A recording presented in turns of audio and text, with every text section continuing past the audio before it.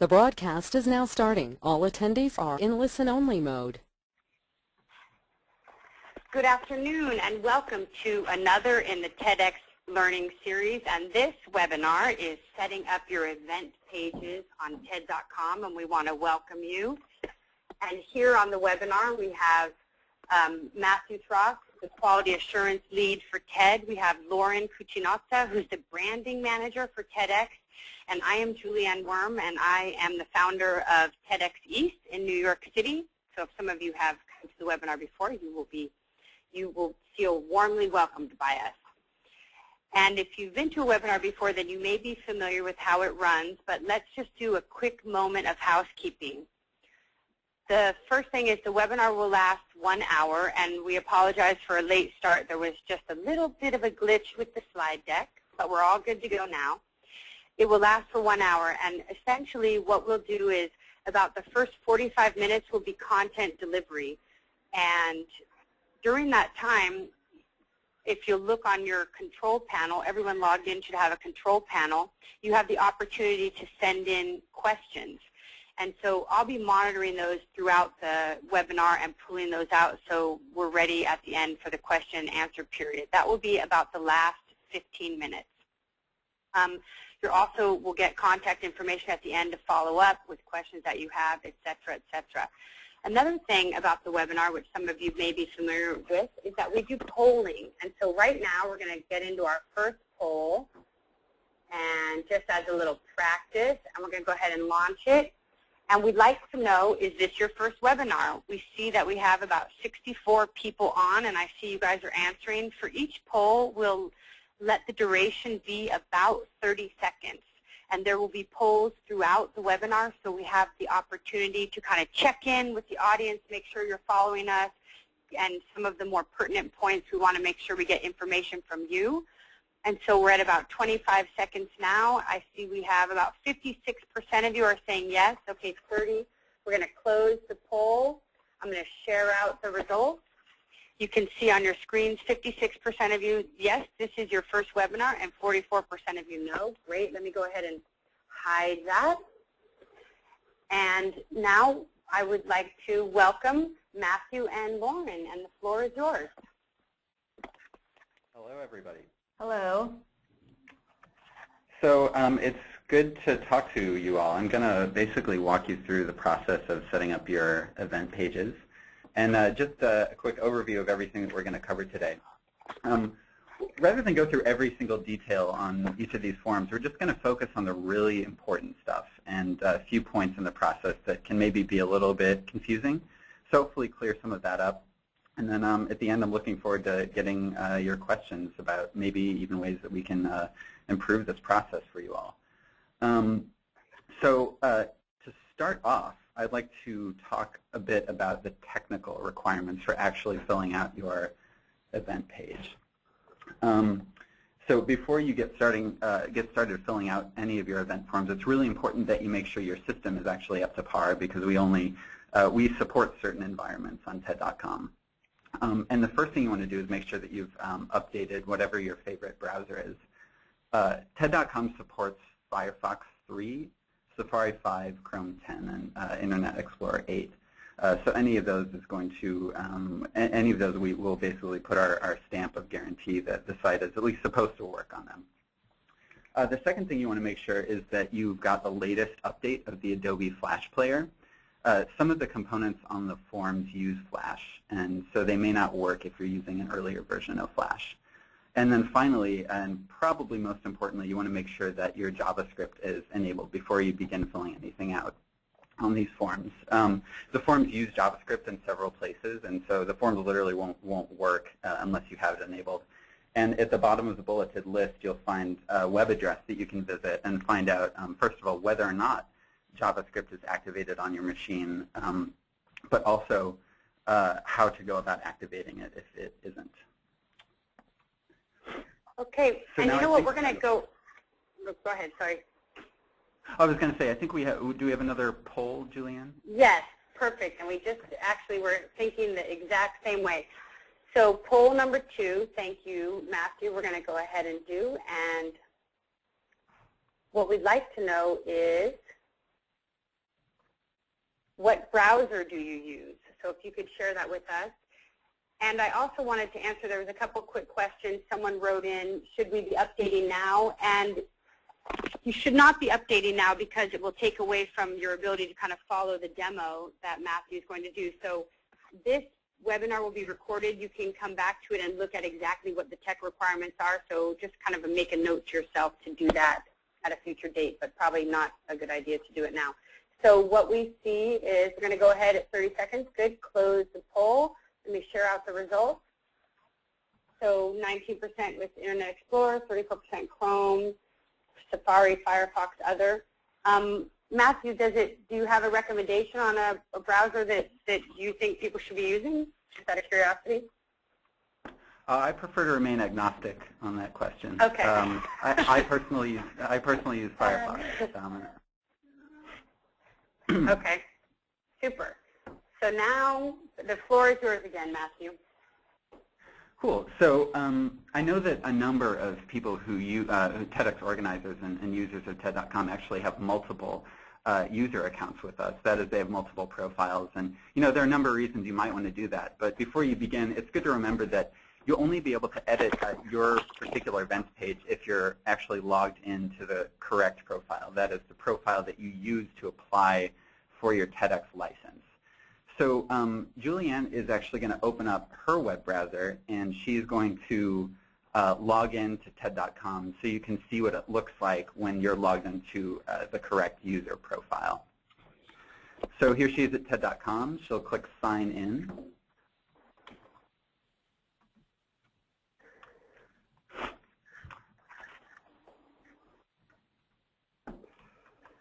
That's Lucky Rooster.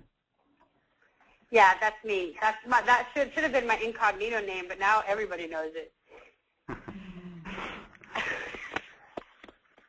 Okay, so she's signed in successfully, and at the top of the page, on the right-hand side of that beige rail, you see My TEDx Events, and that's the indication that you're logged into the correct profile. If you don't see that My TEDx Events link at the top there, it means that you are probably not logged into the profile that's ever been associated with the TEDx event of yours. So that's the dependency before you go any further.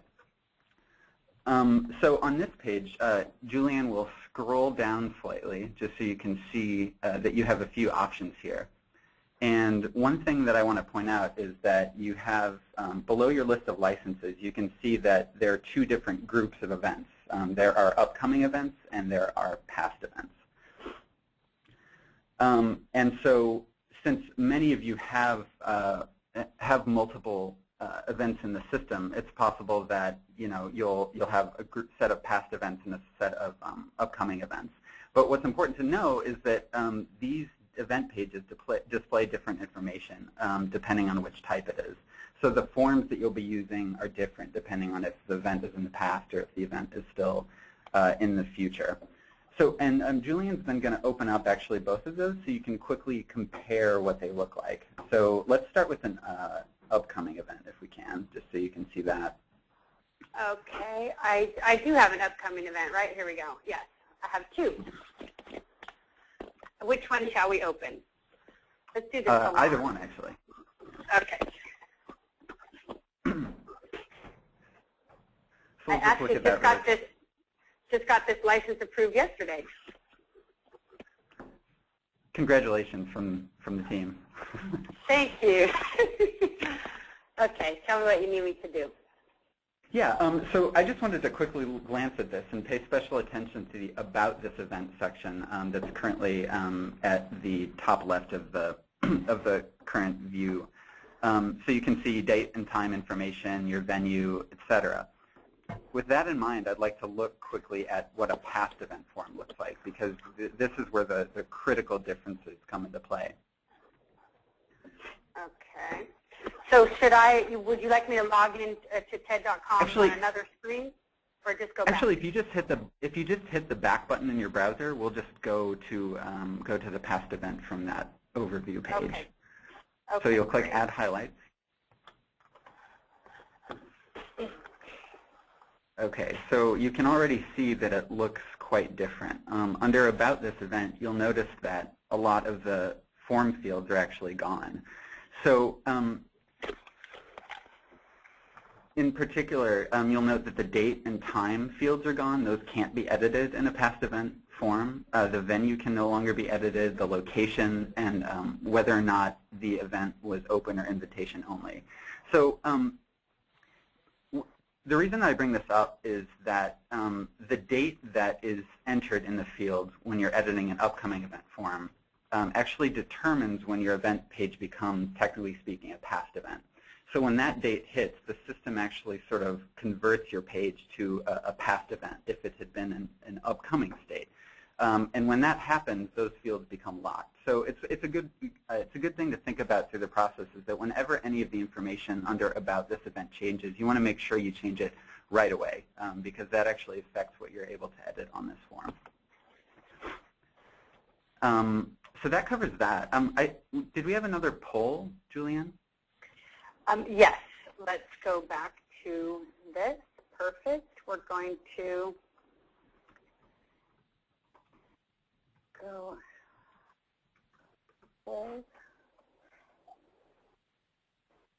and let's launch. Thank you, Matthew. And so we'd like to know, do you feel pretty clear about this difference between the past events and the future events? And it seems like a number of people are pretty clear. I wanted to, while we're getting the polling coming in, there were a couple questions that I think might be useful for us to just address in this time.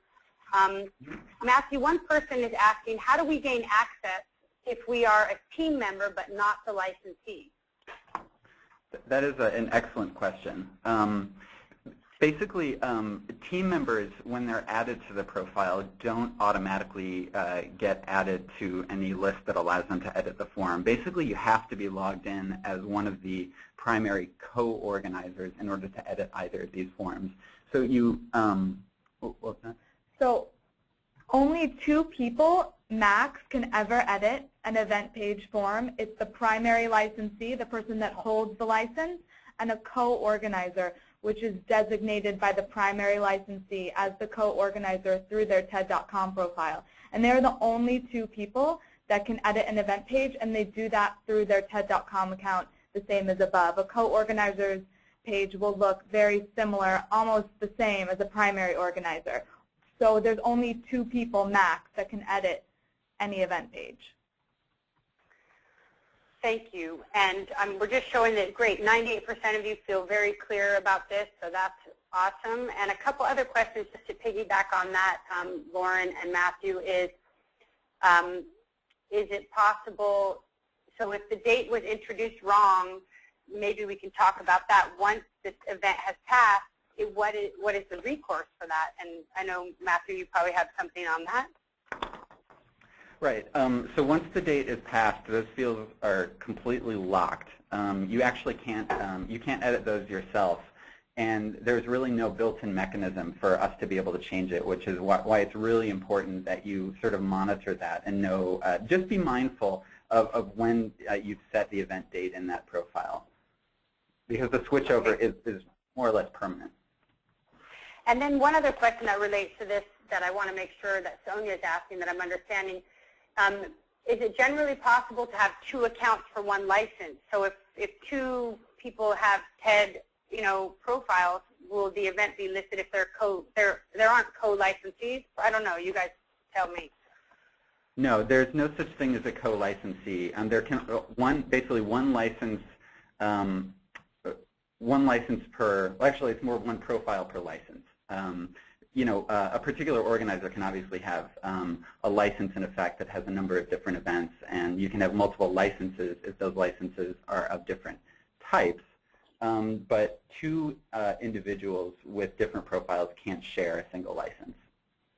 Okay, so there are not co-licensees. 1 person has it, and then they can add someone else in name, but they can have one name on license. Co-organizer. Okay, super, super. Okay, great.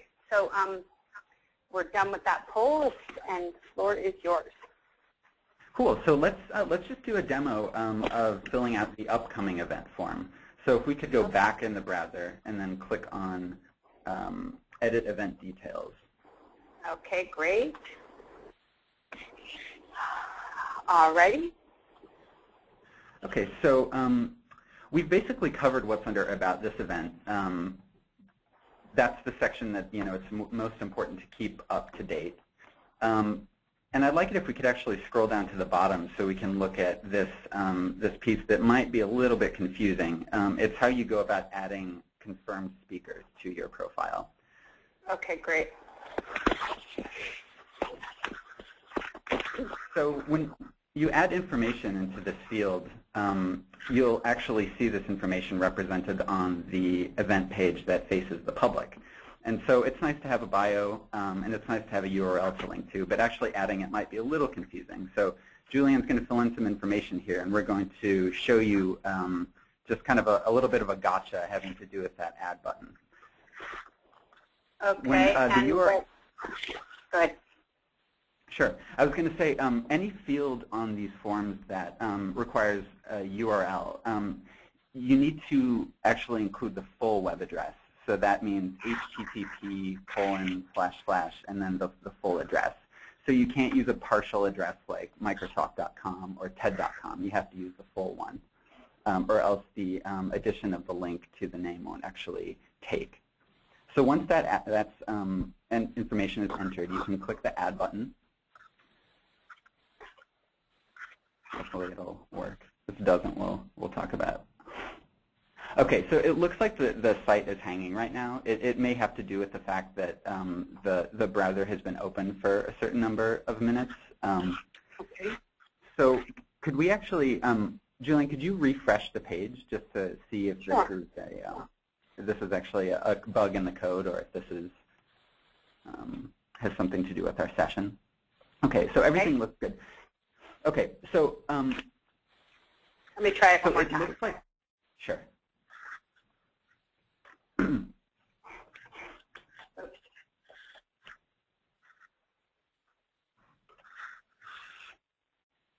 Okay.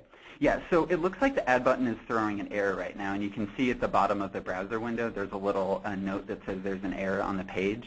This is a JavaScript error that has to do with a way that our server is configured. We've been doing a lot of upgrades to our server as of late, so these sorts of bugs have become kind of painfully common lately, and we're in the progress of addressing them. It's kind of a constant iterative process. So if you should come to this forum and see this type of failure, then the first thing we want you to do is basically wait. Basically wait something like 24 hours and then to try again. And if you're still unable at that point to make the addition of this information, then you can go ahead and write to us at TEDx@TED.com, and we'll get that onto our technical team so we can address what's going wrong there.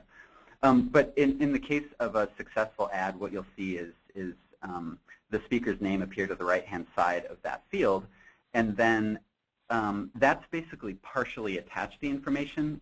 You need to make sure after you click the Add button that you actually click Save on the profile. Otherwise, that information doesn't completely take.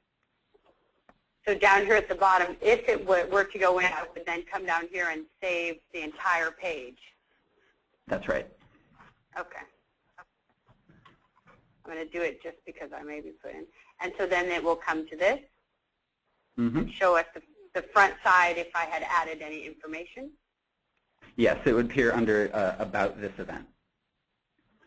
Okay, great. So let me go back to my TEDx event. Okay.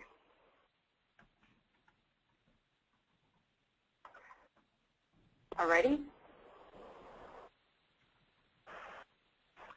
Okay. Cool. And so I think Lauren wanted to talk about a bit of the information along the right-hand side there, team members and so forth. Yeah. So the other information here, which is basically your theme, the about your event, your team members, your homepage, your other links, this is really a chance for you to elaborate on and kind of have fun with your event page and your profile. And here you should add all the most under about your event.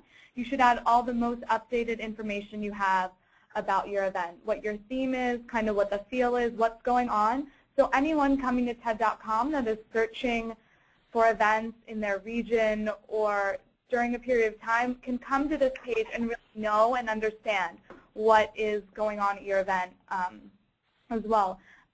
Team members, is a place where you can give credit to all of the many people that are helping you out on your team. First name, last name, title, and you just add them there, and you can add as many as you like in the team member section. And under homepage, other links, and other links, there you should add all links that are relevant to your event. Anything that you have, you should add your website, your Facebook page, your Flickr page. Any links that are relevant to your event need to go in that section, because that's not only where the public will find links to your page to find out more about your event, but that's also how we know where all of your web properties are. So it's really important that those are filled out. And again, make sure to use HTTP, the entire web address there. And at the bottom, you'll see you just add the Twitter hashtag of your event, because then your tweets will come up on your homepage, so then people will have an even more real-time idea of what's going on with your event.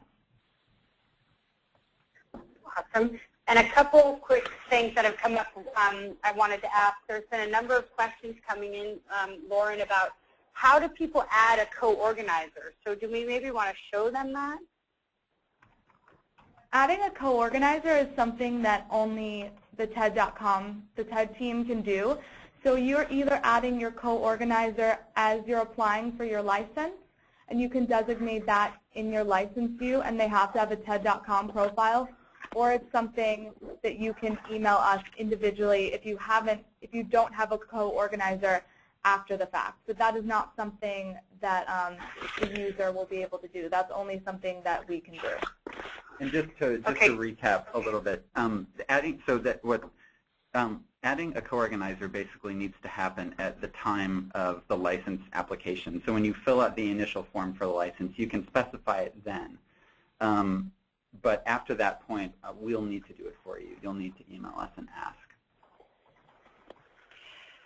And another thing is, someone asked, is it possible to have 2 licenses at the same time, 2 active licenses? Yes, it is possible. You can't have 2 licenses of the same type. So I'm assuming everybody's familiar with the concept of an event type. So you can have a youth event, you can have a TEDx Live simulcast event, you can have an education event.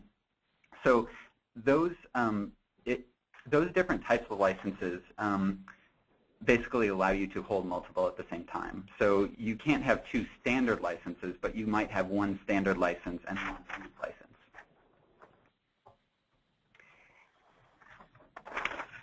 Okay, awesome. And when I wanted to say, people were sending me questions that I had an extra colon, and so it looks like maybe I successfully added Bill Gates, if you can see my screen. Oh, great.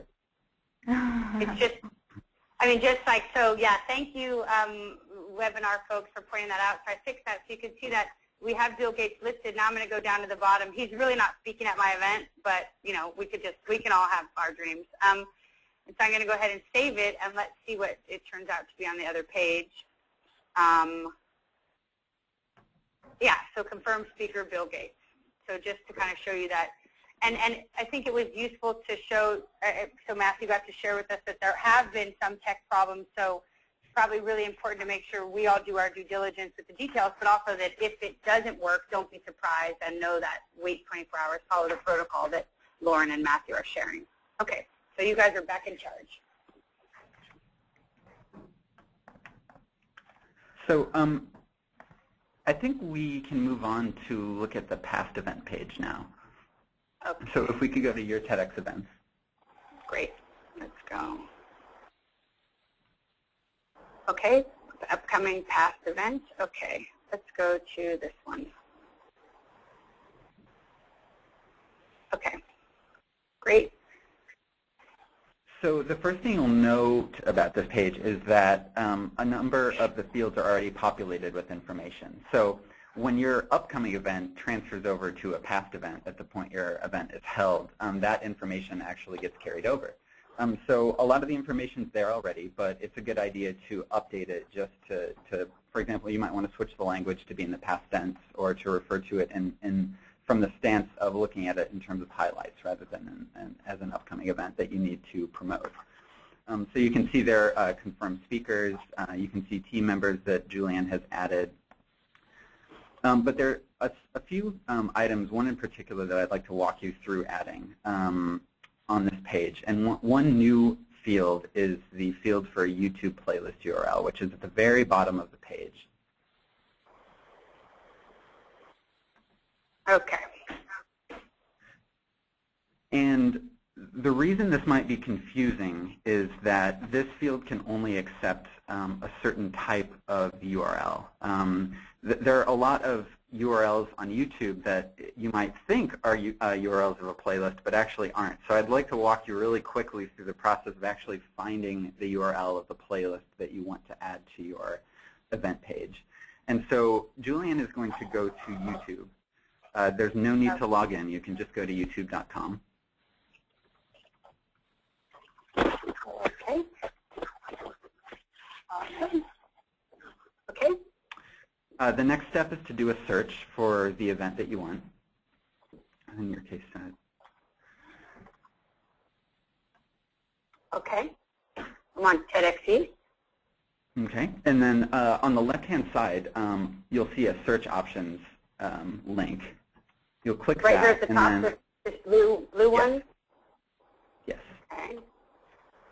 Okay. In the leftmost column under result type, you'll click the playlists link. And this will pull up a listing of search results that contains only playlists. Now, as far as selecting the playlist you want to select a playlist that actually belongs to TEDxTalks, the TEDxTalks account. So that's the valid one that we want you to use. So at the top there, the TEDx East of 050710. We can click that top link. Okay.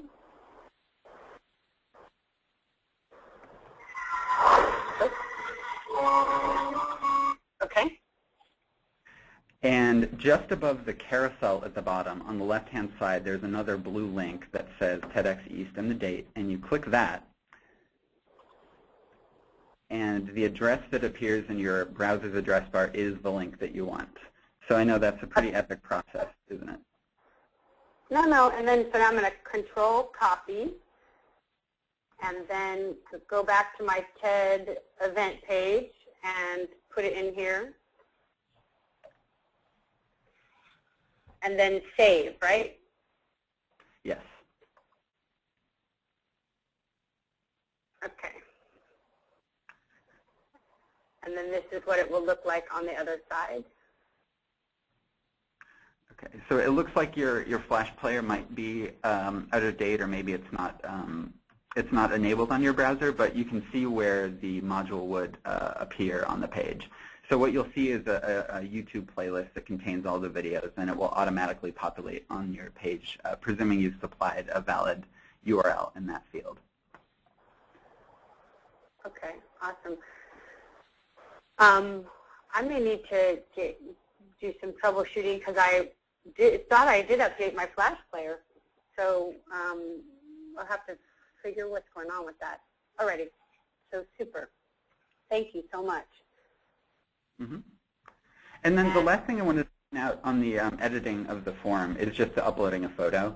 When you upload a photo to your profile, we can only accept certain sizes and formats. At this time, we can only accept a JPEG image.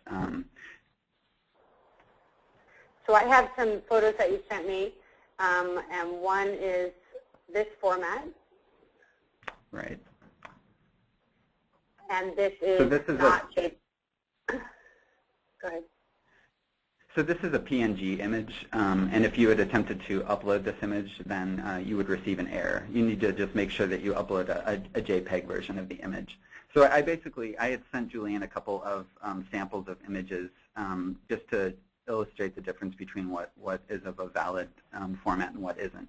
So this image is actually too small. And if you could actually go to the edit event form again for the past event, we can look below that field just to see what the overall requirements are. Okay, great. Edit event, past events. Okay, let me click on a past event. Okay.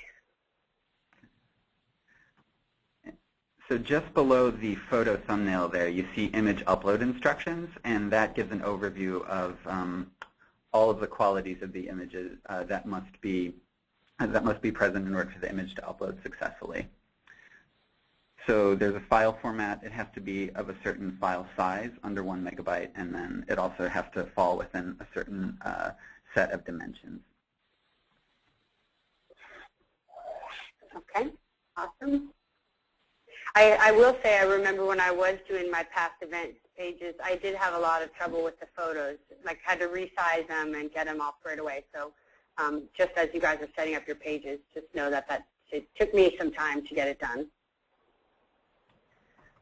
And I just want to make a note about saving your event pages. You should make sure to press save periodically, or as Matthew recommends before, to have all your information readily available. So this will be an easier process instead of taking a long time and finding links. Maybe have all your information prepared, and also just save maybe every 10 minutes periodically, because we see a lot of issues arise out of people not saving in time and then the server resetting. So if you just save periodically, you'll be able to save your information effectively. So that would mean, like, as I'm doing this stuff, just continuing to go down here to the bottom and keep saving regularly, so that is that what I'm understanding? Yeah. Maybe when you add your photo and add some more things, just make sure to click save and then go back and then add more information. So you're not just kind of adding it all at once in a really long period of time. Okay, super. Because I think Matthew said something about how long can you stay logged into the TED.com site without it, like it expires at a certain point? That's right. So the session will generally automatically expire at 24 minutes in. So if you sit on this page for longer than 24 minutes, then basically the authorization that allows you to edit this page will switch off. Your session's over, and so basically as a security measure, the server says, I don't really trust you anymore. Maybe you accidentally left this window open for a long time. I want to make sure that you're you. And so it basically cuts you off at that point. And if you were to try to save after that point, you would probably get an error message. Okay, super, good to know.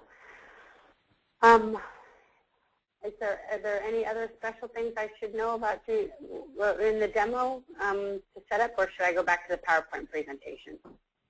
Actually, that covers it for the demo. Those are the major points that I wanted to go over. Fantastic. So so we talked about making sure you're logged in, making sure you're on we talked about that. We did the events, this. And so are you guys still ready? Shall we just go on to questions now? Because I know there's a ton of them. I've been kind of keeping my eyes peeled on the questions. So Matthew and Lauren, are you guys ready? Lauren, did you have anything that you wanted to add that you thought would be? No, I think we're good. I think we'd like to go to questions and see what people are thinking about. Super.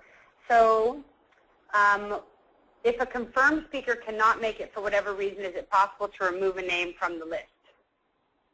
Yes, it is possible. After you add any speaker's name to the confirmed speakers list, when you go to the edit form, below that individual's name, you'll see a link that says delete. And just by clicking that link, you can actually remove the person, and then you save the profile again, and the person will be off of the list. So I'm just going to go in here just to show, because I think I saw it on the, so even in one of if it was like a past event here,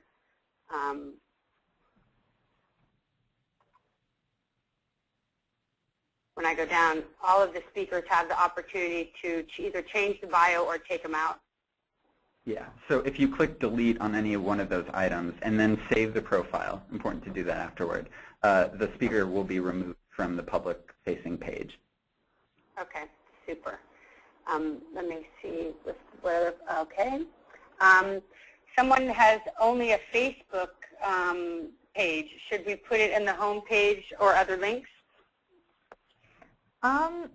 You can add it, if you're using it as your main organizing tool, that would be fine to add it as your main link, because that's actually the link that will show at the top of your page. Your main link shows below your name and above your photo, so that's kind of the main link that people will see. So it's fine if you're using a Facebook as your main organizing page to use that as your main link. Okay, super. And someone is having a problem with duplicate items in the additional links section. Yes, this is This is a long-standing bug in the code that turns out to be extremely difficult to solve because it involves a shared component that actually drives lists that are generated all across TED.com. So fixing it is basically not trivial, which explains why it's been a long-standing issue. But we do know about it, and we know what's going wrong. It's just a matter of us going through and fixing it. So know that given the way given the behavior that this bug creates, I think what happens is that you add a link, you attempt to delete it, and the link doesn't get removed from the page that faces the public, but then it seems to have been deleted from the form view. So until a fix is out, the recommendation is that you tread lightly and add a link if you know that it's a link that you want to appear on the profile. And ideally, some point in the next weeks, we'll have a fix out for that. Okay, and what if a licensee changes for an event? Does the ability to edit these pages transfer? Well, actually, licensees cannot actually be removed from a license. There's basically an eternal connection between a license and a licensee that can never be changed. So that licensee maintains their ability to edit a particular event page. Conceptually, we basically differentiate between the idea of a license for a TEDx event and the event itself. They're sort of they're technically two different things. And so having a licensee status allows you to edit the event pages that are associated with that license, but you can never be removed from the license. What can happen is the license could expire, be declined or canceled, and then at that point, if a new license with the same name of an event is created for a different user, then you would not have access to edit that page. Okay.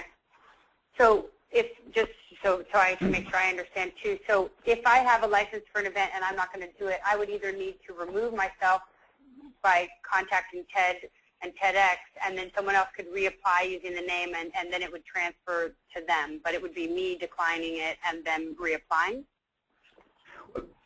Effectively, if the only way to basically, there's no way to remove the association between a license and a licensee. What we have to do is we actually have to decline or cancel the license in our system and then allow a different individual to establish a new license.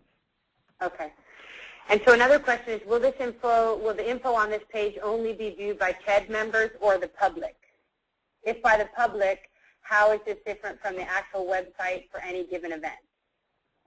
So these pages are viewed by the public. They're accessible, the public-facing pages. Obviously, the My TEDx events and all of that kind of back-end filling in information, that's only viewable by you. But these event pages are able to be viewed by anyone online. If you just go to TED.com and TEDx events, and then click on, maybe you want to do that, Julianne, to just show them exactly where these show up.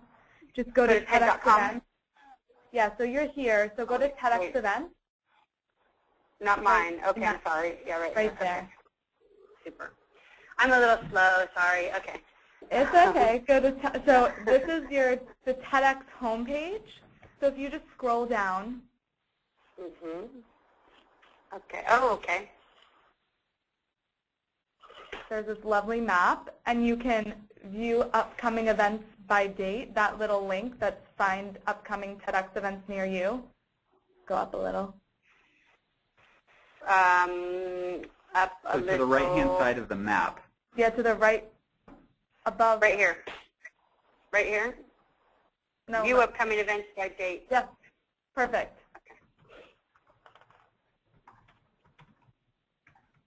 Okay. So here's the list of upcoming TEDx events all around the world. You can access them through clicking one of these things on the map, or you can access them directly through their TEDx event page. So anyone that visits TED.com will see these event pages, and that's why it's really important that these are filled out to the most knowledge that you have about your event. Because people in your community might be finding you through your website, but people in the greater TED community will most likely find you through here and then find your website if they want to find out more about you. Okay, great. So it's just like another way to get the word out about your event. So you have your own website that people go to, or it's kind of like TED is giving us a little bit of PR here. Exactly. And I'm just going down. Can you use any TED or TEDx video on your page, on your event page? What do you mean? I think that when we're talking about setting up the playlist, like I know for my event, on my playlist, I use only videos that we recorded at TEDx East. Yeah, you should only use the videos from your TEDx event. So there is a section in pre-event where you can add TED Talks, but that's only internal, and that's only for us to know which TED Talks were shown at your event. But if you're adding a YouTube link, you should only add the playlist to your own event. Okay, super. Your own TEDx event. If I have people helping me organize my TEDx event, these people have to be registered on TED.com as well? No, not necessarily. Only the person that you designate as the co-organizer who has the ability to edit this event page has to be registered on TED.com. Everyone else, they can or cannot if they choose, but it won't affect you adding them as a team member. You can add someone as a team member on your event page who doesn't have a profile on TED.com. So just a little bit of background on that area. When you're adding a team member to your profile, it's just a text field. All it does is add a list of items to your event page, just so you can give credit to the appropriate people. But when it comes to actually specifying a co-organizer, when you apply for a TEDx license, that actually creates a linkage between a TED.com user account and that license. So there's kind of a little bit of a difference there. But again, like Lauren said earlier, keep in mind that only 2 people can ever edit these pages. That's the license, and that's that person that you specify as the co-organizer, the person whose profile is linked to the license. Okay, and I'm just showing mine to kind of point that out. I'm the organizer, and then I have a team, and I want to give my team of volunteers, so I want to make sure everybody gets credit, so they're all listed down there. But I don't have a co-organizer, so that's not listed on my profile. Exactly, yeah, you can see the difference there. A licensee and a co-organizer will have their image and the ability to link to their TED.com profile. Team members, you can only designate, as Matthew said, they are text fields, so you can only designate a name and a role, no links or anything of that nature. And let me show, just because it's helpful to see it, because for because for my first event, I did have a co-organizer. And so that event page looks a little bit different because we're both listed here as organizers, and then the team members are below. So that would be, because at that time we were both on the license. I think that was allowed back a couple years ago. Anyway, just looks a little different. And someone's asking, have you sorted out a way to do like weekly events? So the people that are doing the weekly events, how are they handling all of their event pages? Okay, like so TEDx, SJE. Sure. So the way the system works is we grant licenses for TEDx events, but the licensees can make requests to host what we consider recurring events, so events that are held every week or every month, every 2 weeks, something like that. And we differentiate those internally from the larger scale sort of flagship events that occur maybe once a year or twice a year. And in the case of an event that recurs, we actually don't make them go through the process of applying for every single one again and again. What happens is they apply for a license, for one license with a particular name, and then we actually allow them to have a higher limit on the number of event pages that they can generate on that license. I don't know that you have that status Julianne, but if you click on My TEDx Events at the top again, if we've granted you a license that allows for recurring events, on the right-hand side of the license in that table that you have there, there will be a link that says Add Event. And so just slightly up on the table right above upcoming events, if you go back a little bit. Okay. Because I think that the only way, like we just added, I have TEDx East coming up in May, but we're having a salon in April. So if I wanted to make that something that was recurring regularly, that might be where I would do it. So you scroll right there under licenses.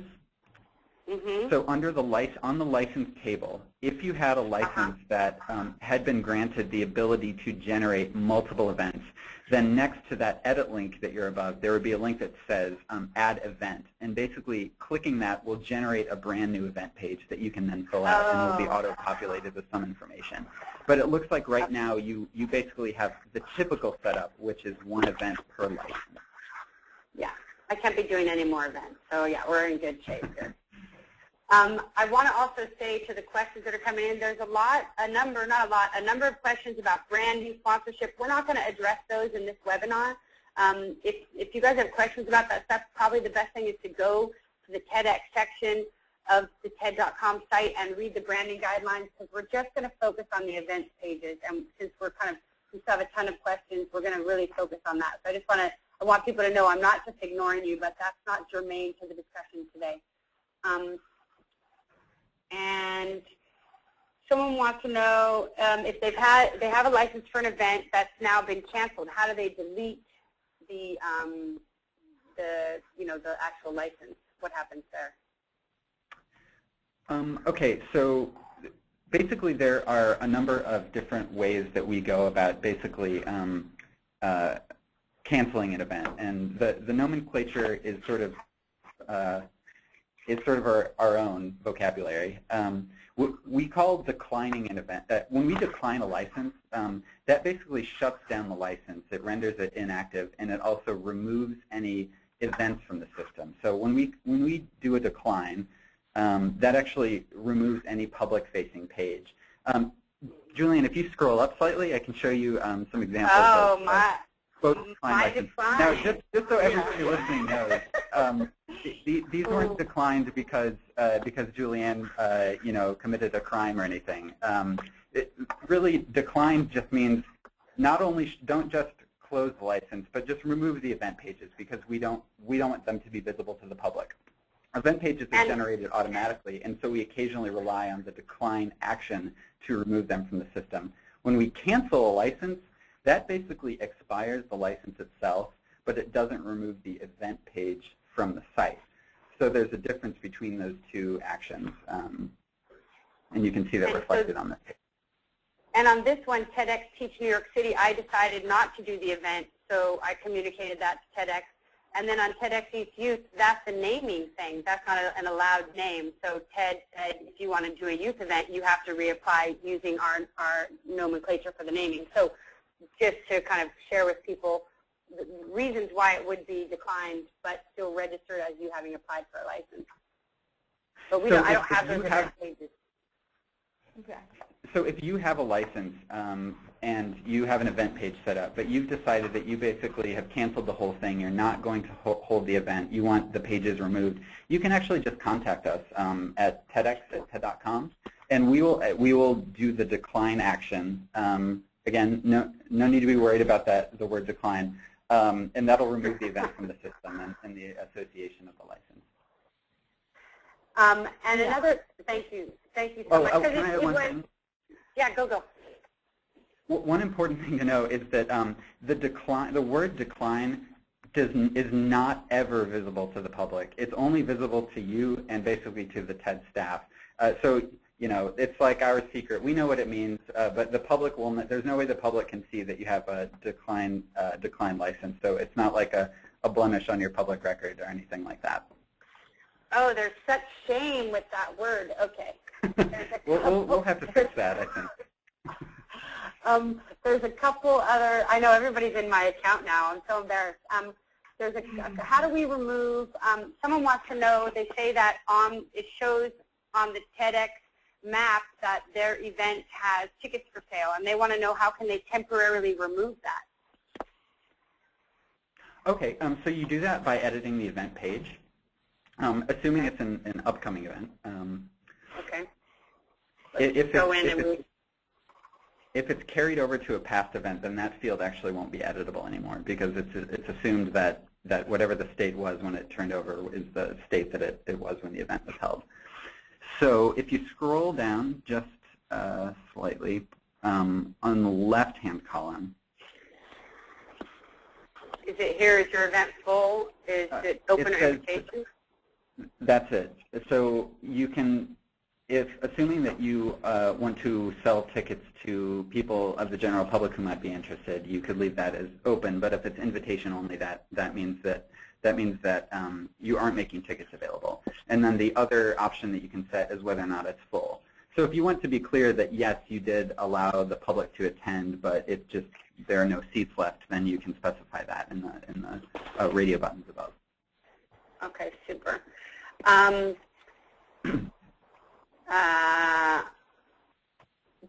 Someone wants to know, do you automatically get a new license after your old license expires? No, you don't. You can renew your license, however. If the event has passed, that is, the event's turned over into a past event, the date is over, and your license remains active, under your My TEDx Events section, if you wouldn't mind clicking on that again. No problem. Okay. Apply for a new license. So under license, so that will actually generate a completely new license application. But if you have a license that is basically still active, that hasn't yet expired, and there is an event that is in a past event state, there will be a link on the right-hand side next to edit that says renew. And that link will take you to an application form that will be populated with some information about the previous license, and then you can submit that. We will go about approving it, and then a new event will be generated. But there's no automatic renewal at this point. So for this one right here, it says expires on December 12th. My event is in May. After May, when I log in here, the renew button will be active for me if I want to use it. That's right, after May 9th. Okay. Are we required to post TEDx talks post-event? Yes, that's what that little YouTube playlist URL was. As soon as you upload your talks to YouTube and you're given a playlist, you should add them there because they will both show up on your event page and we will know that you have uploaded all the talks that you're required to upload. Yeah, and this is also a requirement for renewal of your license, is to have edited these talks to the YouTube channel and to add this link to your past event page. And Lauren, this is another question. It's not germane to this, but is it okay for a speaker to be a team member as well? Yeah, that's fine.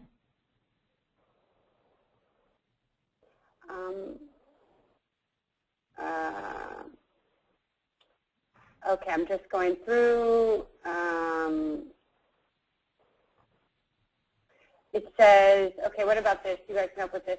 The playlist on YouTube that you use to paste onto the event page, who set that up, the licensee or TED? Because I see it had a TED intro. I want to just say quickly, it didn't have a TED intro. The intro is something my team did. It's a custom intro for TEDx East that we cut in. So that's something someone on my team actually did. I can answer that part. But Matthew and Lauren, who set up the playlist? Because I know I didn't do it. Someone else on my team did. So I don't know how that's done. So as you all know, it's a requirement that you upload video footage from your event to the TEDx channel on YouTube. And that is the playlist link that we want you to use. So you wouldn't create another profile and then create a playlist of videos and then add that link to your profile. You want to make sure that you're adding the playlist that is created by the TEDxTalks YouTube user. Yeah, we make playlists. Okay. So the post-production manager, once you upload your talks to the TEDx YouTube channel, the post-production manager will create that playlist for you here. Yeah. Yeah. Super. And I'm going to say that even though we started a little late, we finished all the questions. Oh, the TED. Excuse me? Sorry, I just want to clarify TED Post-Production Manager. Okay, I'm sorry, I interrupted you. Go ahead, sweetheart. Repeat it again. No, sorry, I just want to clarify that the TED Post-Production Manager makes those playlists. So yes, we do make those playlists once you've uploaded your talks to the TEDx YouTube channel. Okay, super. And for questions, I don't know, Lauren, if you want to go ahead and talk them through this. So if you have questions with setting up your event page, you can email me at lauren@ted.com. We also have a URL. There's also more information on our website about the requirements about what information needs to be on your event page, and also a little bit of the intro that we said in the beginning of how to access that. And you can access that by going to the TEDx site, going to organize an event, and then there are rules on the left-hand side, and one says event pages, and there's more information there. And earlier, if you encounter any general bugs going on TED.com, you can just email contact@TED.com with the bugs. And if you're encountering errors with filling in your event page like we saw earlier with, things are not adding, just wait 24 hours and then you can either email me or email TEDx@TED.com with those issues you're encountering, and we will get the dev team to work on them for you. And I wanted to say, because there were a lot of questions about this webinar has been recorded. I will upload it and we'll get it on the TEDx resource site by the end of the week. So this will be available for you to review, and all the information is available on it. And I want to wholeheartedly thank Lauren and Matthew. This was so useful, and you guys have been so fantastic. And I don't know if you guys had any final closing comments before we wrap up. Oh, well, just thanks everybody for joining. I hope that this has been helpful, and I hope that it clears up any confusion. I really should have added my email to the list also. Yeah, I'm happy to answer any questions that you might have about the way that the system works technically if you happen to be curious about that. So that's just Matthew@TED.com. Please do email him. Yeah, but not about past event pages and future event pages, because we've exhausted that topic. Okay, so we're going to go ahead and end the webinar. Thank you guys so much. We have our next webinar coming up, should be on PR sometime in April. We'll be sure to send it out. And we just really appreciate your participation and wish you the best of luck in setting up your event pages. Have a great